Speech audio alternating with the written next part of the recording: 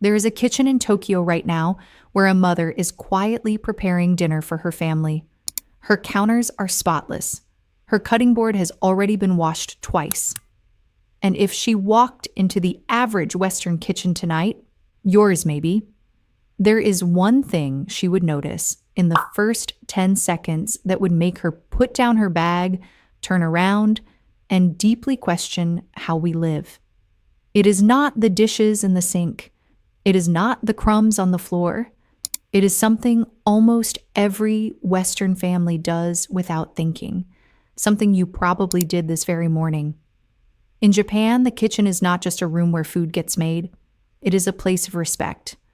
The way you treat your food, your tools, and your space says everything about who you are.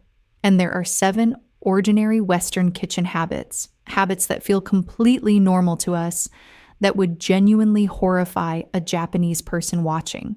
Some of these you might expect.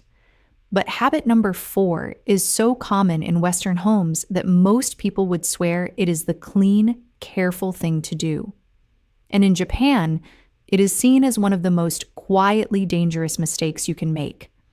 And habit number 7, the last one, is the one that does not just disgust a Japanese person. It makes them feel something closer to grief. So stay with me all the way to the end, because once you see it, you will never be able to unsee it. Let us begin. Picture a typical Western evening.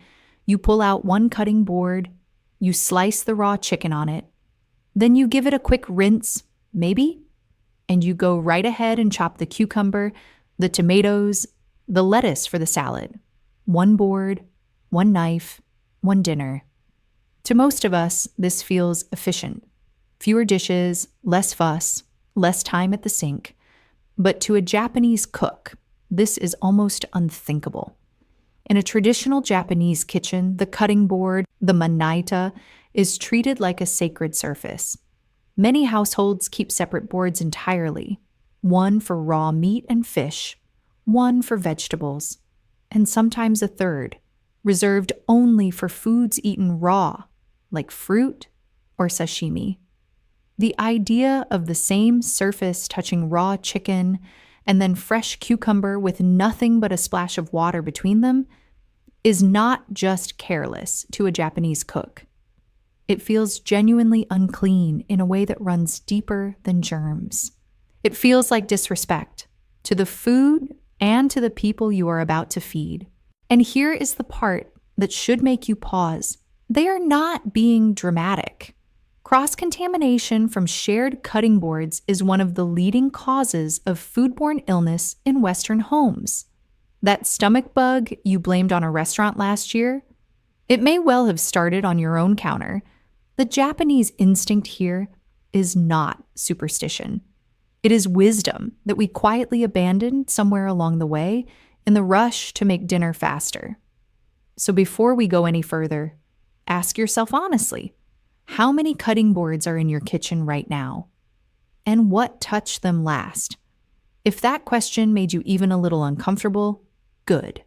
That is exactly why you are here.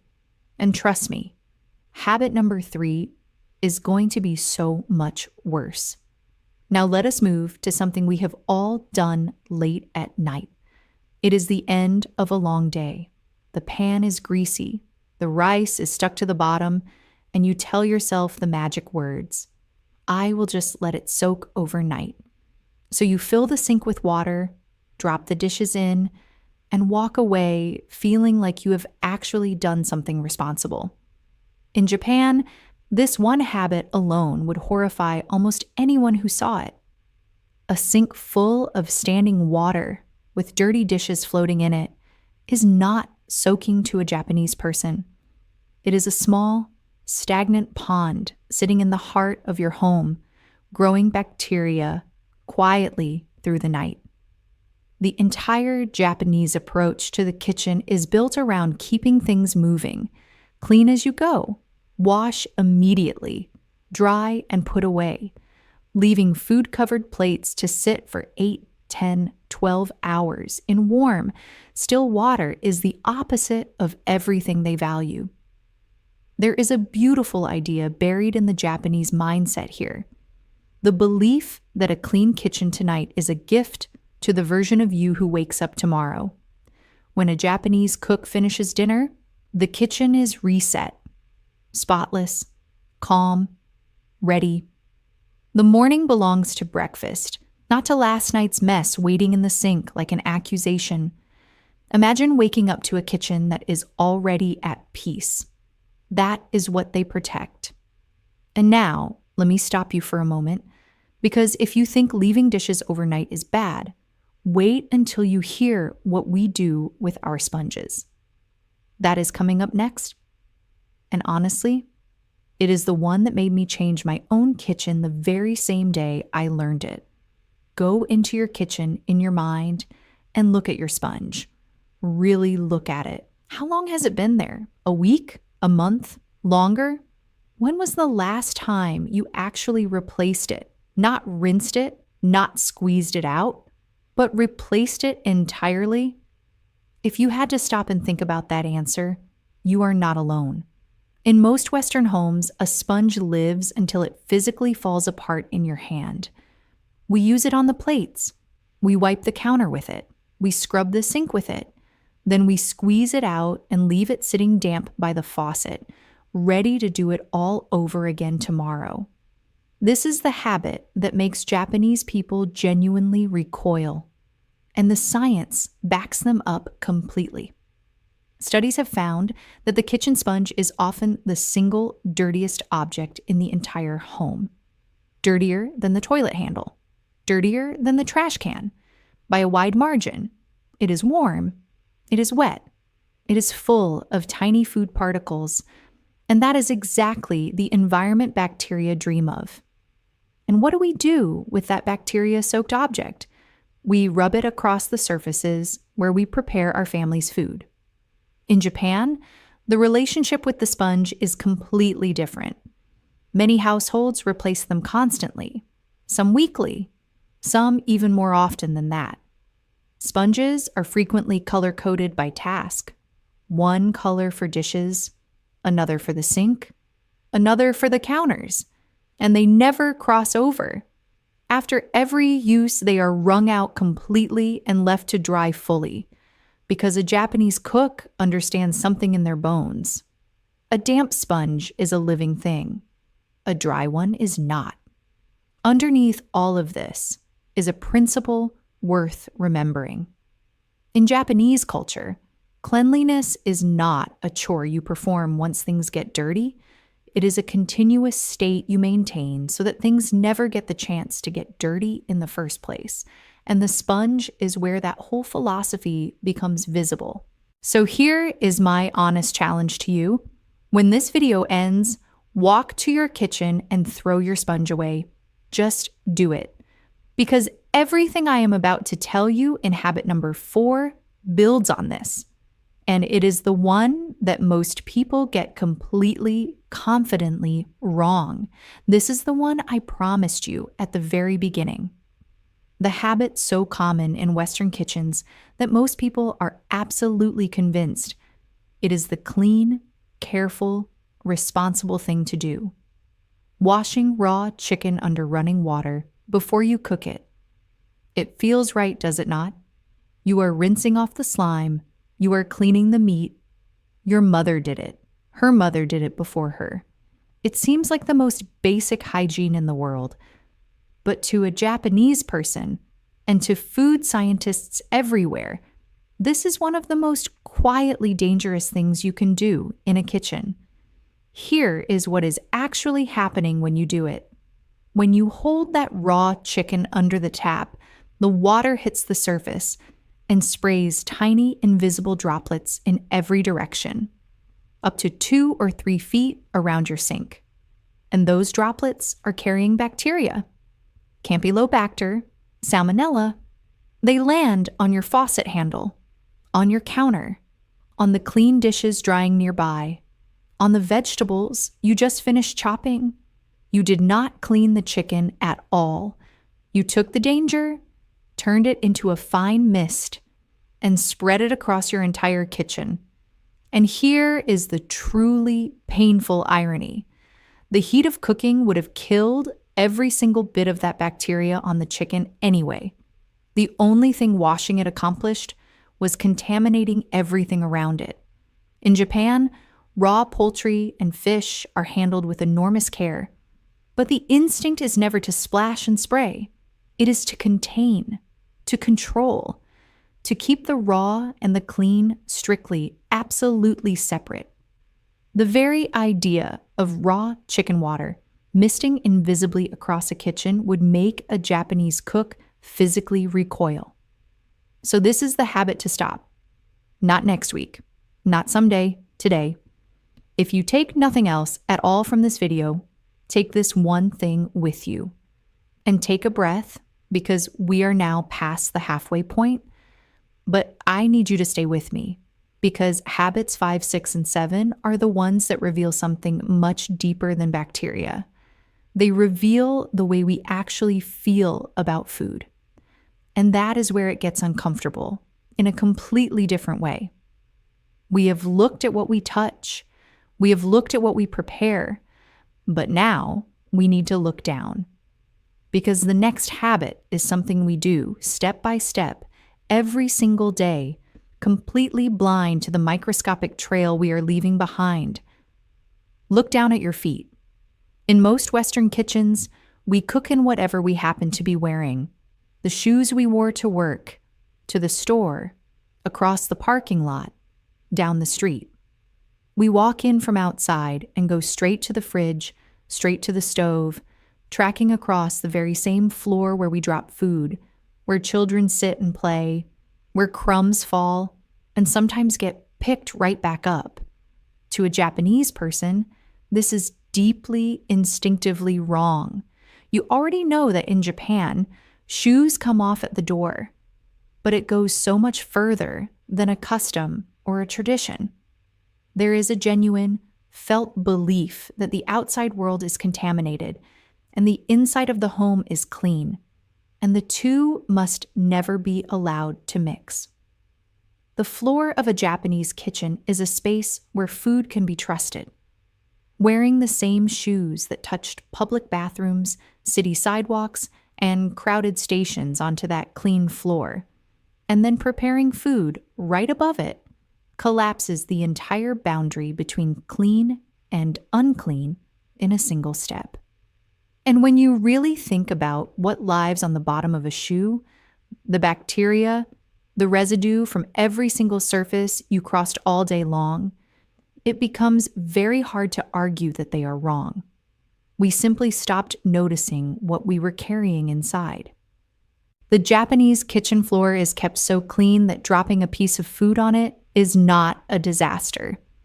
Now ask yourself honestly, could you say the same thing about yours? Now let us open the refrigerator and take an honest look inside. Half-covered leftovers, an open can pushed toward the back, a plate with the plastic wrap peeling off one corner, strong-smelling foods sitting right next to mild ones, all of them breathing the same cold air together. For most of us, the fridge is simply a place where food waits until we are ready for it.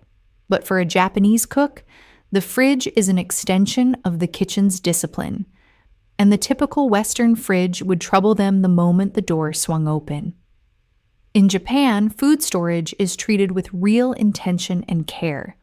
Leftovers are sealed properly, in clean containers, often portioned out thoughtfully rather than just shoved in as an afterthought. There is a strong, constant awareness that smells transfer, that an uncovered dish does not just risk drying out or catching bacteria, it quietly diminishes the flavor and the freshness of everything around it. Fish sitting next to rice, onions beside the fruit. To a Japanese sensibility, that is not storage. That is chaos, but it runs deeper than smell alone. Leaving food uncovered is seen as a kind of carelessness toward the food itself, a failure to honor something that is about to nourish your family.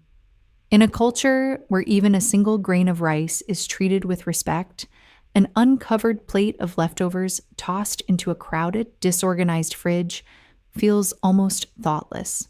And that respect, that quiet care for food as something precious rather than something disposable, is exactly what leads us to the seventh and final habit, the one I promised you at the very start.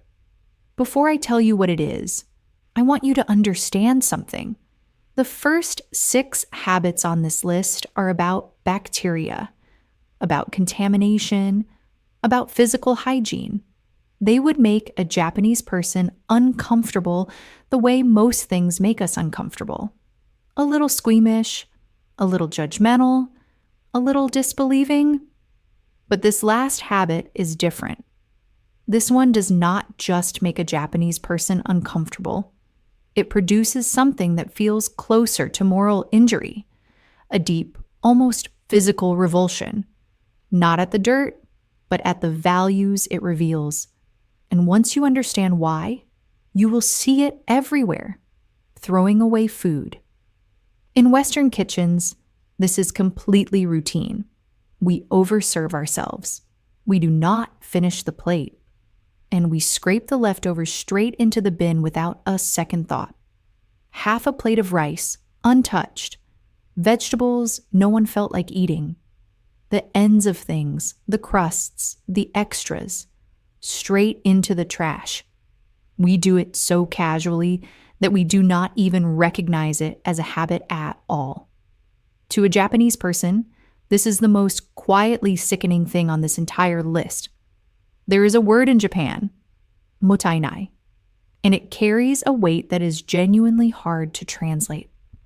It is the deep, almost sorrowful feeling that something valuable is being wasted, that a thing with worth and life in it is being discarded as though it were nothing at all.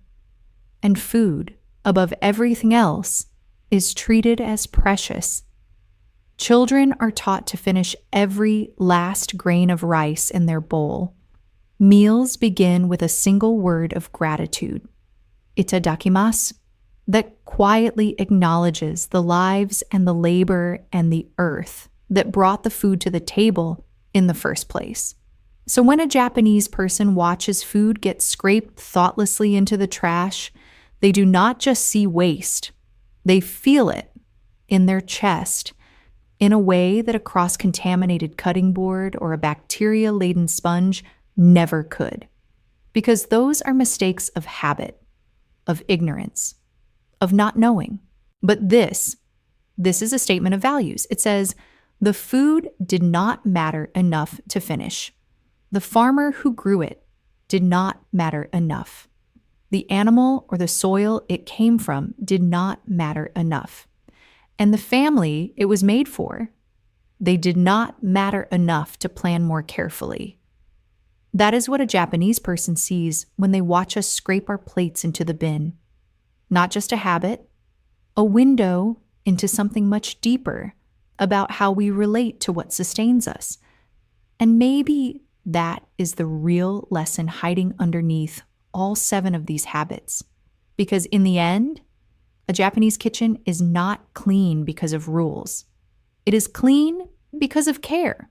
Care for the food, care for the tools, care for the people you feed, and care for the person you will be when you wake up tomorrow.